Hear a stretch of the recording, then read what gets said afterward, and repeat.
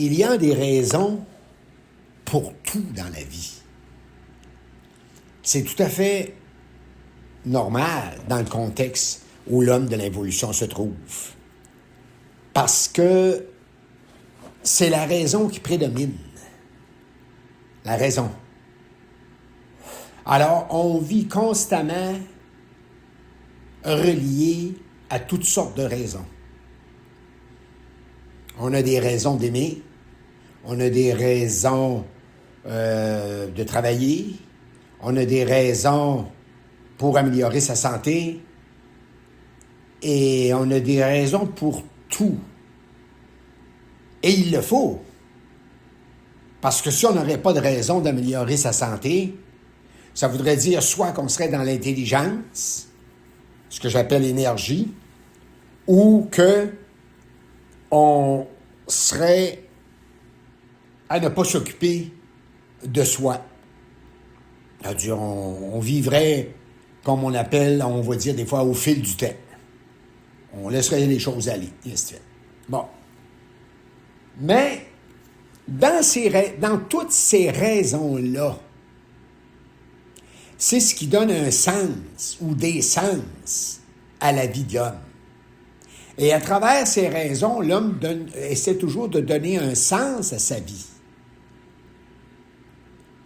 Dans l'amélioration, en travaillant à s'améliorer, en travaillant à ce que la vie soit mieux, dans tous les domaines, le domaine de la philosophie, de la psychologie, de la science, la technologie.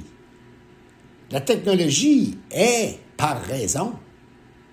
La science est par raison. La philosophie est par raison, subsiste par raison. Sans cela ne serait pas là. Ça n'aurait pas de raison d'être.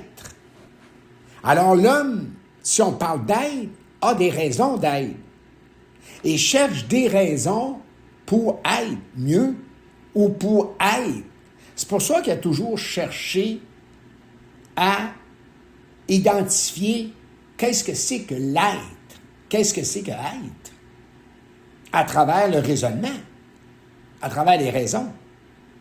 Et en réalité, il n'y arrive réellement jamais.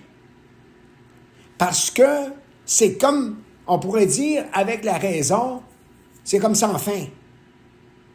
Il n'y aurait pas de fin. Il trouverait, puis il irait vers autre chose, puis ainsi de suite, puis ainsi de suite, puis ainsi de suite, puis ainsi de suite, puis ainsi de suite. Il en est de même, on a des raisons de bien manger. On a des raisons de bien se conduire, d'avoir du respect, de bien se comporter face aux autres, d'être bon avec les autres, ou d'être dans des formes très matérialistes. On a des raisons pour ça. Et on a des raisons aussi pour être spirituel. Hein? On a des raisons de croire en un Dieu quelconque. Pour certaines nations ou certaines cultures, c'est un Dieu, Mahomet ou Bouddha ou Allah. D'autres, ça va être le Christ. Mais on fonctionne tous sur raison. Il le faut. Mais le problème là-dedans, c'est tant qu'on raisonne cela et que l'on a besoin de raison pour vivre, on n'est pas dans l'intelligence. On est dans une intelligence raisonnable, qu'il faut qu'elle soit raisonnable pour arriver et de pouvoir fonctionner. Et on raisonne tout ça. En réalité, on ne fonctionne pas réellement. On raisonne tout ça, on a l'impression de fonctionner, mais à travers les raisons, subsiste toujours quelque chose qui, soi-disant, ne va pas ou va pour un certain temps. Et là, on va chercher d'autres raisons, on va chercher les raisons pourquoi ça ne va pas, pour établir des raisons raisonnables, où on va se dire, ah, je crois que c'est ça, je pense que c'est ça. Et dans le couple, c'est comme ça. On vit des couples au niveau de la raison, et non au niveau de l'énergie, et non un couple intelligent, et non un couple qui bâtit un couple, qui construit un couple, mais à partir de la volonté, qui est un principe cosmique. C'est tout le contraire. On trouve toutes sortes de raisons pour que le couple marche ou continue à marcher, ou d'autres raisons pour dire ça ne marche plus, ou il faut travailler à trouver des moyens pour que cela marche. Et l'homme est pris dans cette spirale-là, dans l'involution. C'est une spirale qui l'avale, qui le fait tourner en rond comme, on pourrait dire, un chien court après sa queue. L'homme passe sa vie à courir après sa queue. Il tourne et il tourne et il tourne. Et il a l'impression d'avancer, de se développer. Il y a un développement. Mais ça fait partie beaucoup d'impressions. L'homme, à travers ses recherches, qui sont bourrées de raisons pour continuer ses recherches et accentuer ses recherches, pour lui, il avance. Mais il avance où? Il ne le sait pas réellement. On lui a amené des idées à travers la pensée, à travers le mental inférieur et l'émotion, de où il va, où il s'en va. À travers la spiritualité et la mécanique, c'est-à-dire le matérialiste, s'en va quelque part. Mais ce quelque part-là, où il s'en va, ça ne converge en réalité qu'à une recherche de sécurité. Parce qu'il est insécure. Les raisons se développent sur la Terre parce que l'homme est insécure. Et les raisons se développent pour se sécuriser. Et ça n'en finit plus. Ça n'en finit plus. Regardez le temps moderne. Jusqu'à quel point on vit de raison dans ce modernisme qui amène une grande satisfaction à l'ego planétaire, mais en même temps, l'homme est très pénalisé. Vous voyez, les hommes ont les raisons de faire la guerre, ils ont des raisons de bombarder un autre pays, parce qu'on va se dire, ils sont contre nous, dangereux, ou ne sont pas dans nos croyances, ou sont reliés à des formes autrefois dangereuses. Alors on va avoir des bonnes raisons de les envahir. Comme nous autres, en élevant les enfants, on a de bonnes raisons d'agir de telle ou telle façon. Et l'enfant a ses raisons de ne pas écouter à partir de l'âge du raisonnement. Il va avoir des raisons de ne pas écouter ou d'écouter, mais il va beaucoup plus écouter par crainte et par peur parce qu'il est sous la tutelle de ses parents. Donc, les parents sont trop astralisés sont trop astralisés et continuent à ce que l'enfant écoute. Pas écoute nécessairement d'oreille, mais obéisse. Mais c'est pas d'obéir l'enfant. C'est d'amener l'enfant à être conscient de qu'est-ce qui lui est dit ou de qu'est-ce qui est mis devant lui. Qu'est-ce qu'il peut faire avec au fur et à mesure de son développement? Ou qu'est-ce qu'il ne peut pas faire avec? Que ça peut être nocif et ainsi de suite. Ça, on amène ça en éducation vis-à-vis de certaines formes qui peuvent être un danger ou bonnes. Mais face à lui-même, l'enfant, le développement qui pourrait l'aider au fil des âges à faire une percée derrière la raison. Cela est presque impossible. Pourquoi? Parce que les parents étaient des parents raisonnables, vivaient dans la raison. Et on peut m'amener dire, oui, mais il y a des parents pas raisonnables. Ils vont boire, ils dépensent l'argent, les enfants manquent de nourriture, le logement est tout croche, il est sale et ainsi de suite. Mais ils ont des raisons de ça. Ils ont des raisons que ça soit comme ça. Le bonhomme a peut-être bien soif de sa caisse de bière. Il y a des raisons. Il y a des raisons. Et lui, les raisons sont plus fortes que lui. Il n'est pas capable de mettre la barre dedans. Il n'est pas capable de mettre la hache là-dedans. Et en mettant la hache dans certaines raisons qui pour lui apparaissent raisonnables, il est en chasse-soif ou il va courailler. Il y a des bonnes raisons de courailler. Sa femme ne lui apporte pas le rendement, peut-être sexuel au niveau et où il le voudrait. Et en même temps, il retrouve une satisfaction qu'il ne peut pas retrouver dans son couple.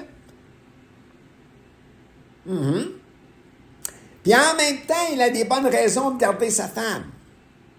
Parce que c'est une sécurité établie à travers la forme, soit du mariage ou du concubinage. Et il ne veut pas nécessairement s'engager avec quelqu'un d'autre. C'est tout à recommencer. Alors, il s'en sert comme accessoire, par raison. Et sa femme aussi est une raison en place de vivre avec. Alors, dans la vie, on devient des raisons pour soi, pour vivre, et pour les autres, face aux autres. Alors, il n'y a pas de stabilité là-dedans. Et on recherche la stabilité à travers ça. Mais c'est impossible. C'est impossible. Pourquoi c'est impossible? Parce que l'on ne vit pas la raison derrière la raison. Il y a une raison derrière chaque chose, cachée à l'homme, et l'homme n'est pas capable, l'homme et la femme ne sont pas capables de pénétrer dans cette dimension-là, qui est astrale. Parce qu'on n'a pas suffisamment de lumière. C'est-à-dire, on n'est pas suffisamment dans l'énergie d'intelligence pour voir que toutes les raisons dans lesquelles on vit ont un rapport qu'on n'est pas capable de faire cette percée-là de la raison pour laquelle on est ici. La raison pour laquelle on est là. La raison pour laquelle on est vivant. Mais la raison, derrière la raison, c'est de l'énergie. C'est de la vitalité. Et c'est pourquoi dans le raisonnement de la vie, l'homme, à la longue, décrépite, c'est-à-dire devient désénergisé, parce qu'elle ne vit pas l'énergie derrière les raisons ou la raison. Il ne vit pas l'énergie qui est derrière cela. Qui, elle, cette énergie-là, qui est l'intelligence, essaie de percer le mur de la raison, du raisonnable. Elle travaille à percer ce mur-là. Et comme l'homme ne comprend pas, parce que lui, étant polarisé dans sa conscience, il cherche à se donner du bonheur, de la santé, de tout. Et c'est normal. C'est raisonnable. C'est raisonnable. Pour lui, bien vivre. Mais il y a toujours quelque chose dans la vie de n'importe quel homme qui vient le chicoter, qui vient vers lui et lui casse les pieds. Est-ce que ça va pas? Qu'on dirait que c'est pas ça. On dirait qu'avant avançant souvent dans la vie, on va se dire, j'ai tout fait, mais j'en suis là. J'ai tout essayé, mais ça n'a pas marché. Ou j'ai bien réussi, mais je sens qu'à quelque part, il y a un vide. Je comprends pas. Pourtant, j'en ai de l'argent. Pourtant, ma femme est là. Mes enfants ont grandi. Je leur ai donné une bonne éducation, sont instruits, gagnent bien leur vie. Mais moi, arrivé en âge, je me sens un peu comme un pantin, où je retrouve satisfaction dans ma réussite quand je regarde ce que je vais déléguer ou ce que je vais laisser à certaines formes établies dans la matière pour aider dans la recherche puis le développement, ou ce que je vais demeurer, ou ce que je vais léguer à mes enfants, ça lui amène de la consolation. Et l'homme, à travers les raisons, se console, retrouve de la consolation. C'est comme si ça lui donne de temps en temps une petite tape sur l'épaule. Puis dire, et se dire, ou s'entendre dire, ça va, ça continue, ça va aller. On entend tout ça souvent dans la vie de dire, t'en fais pas, ça va aller. Comme dans le coronavirus, quand on disait, ça va aller. Tout est bien, tout est bien, tout est bien. Tout est bien, mais regardez la situation mondiale. Regardez la situation dans vos vies. Tout est bien si on a un bon job,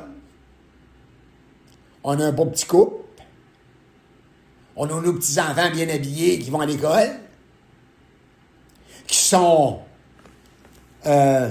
mis sous la tutelle de l'État d'une façon ou d'une autre. Hein? On peut dire, ça va aller. Tout est bien. Mais à un moment donné, ce qui est derrière les raisons, ça essaie de percer. Et tout à coup, l'homme voit que tout n'est pas si bien que ça. Tout n'est pas bien.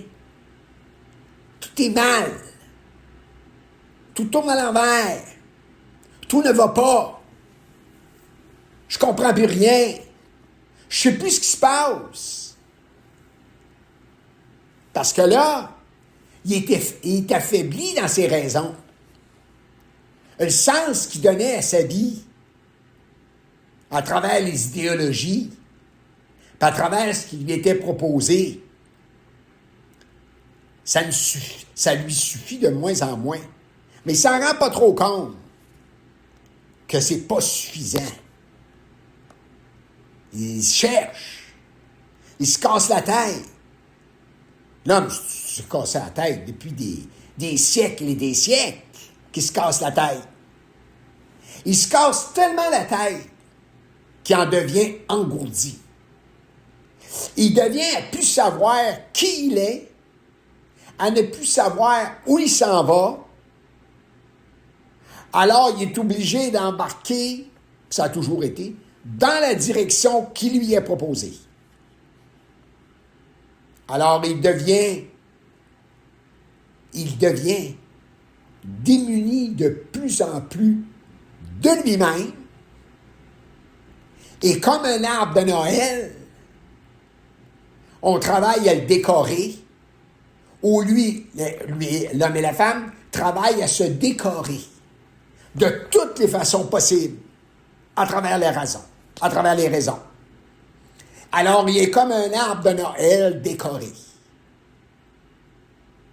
Mais un arbre de Noël, quand vous lui enlevez les lumières, et quand vous lui enlevez les boules, et toutes les petites guirlandes,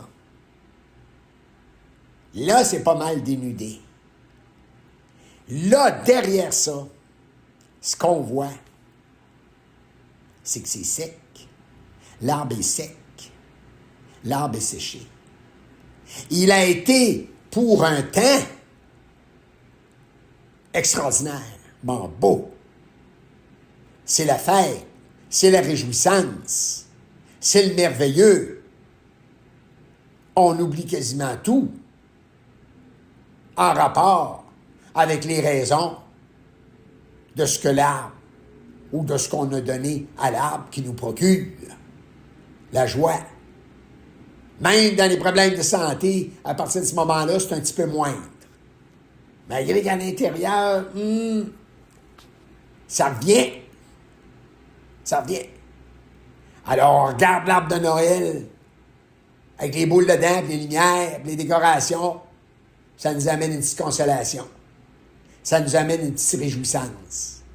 Ça nous amène un but. Ça nous amène un but. Hein? Ça nous donne un but de continuer, de dire, ouais, c'est le pointant, mais ça me donne du fuel, ça me donne du gaz. Mais à travers cela, qu'est-ce qui s'est passé? On a festoyé, on s'est amusé, et là, après ça, bien sûr, il faut faire du nettoyage.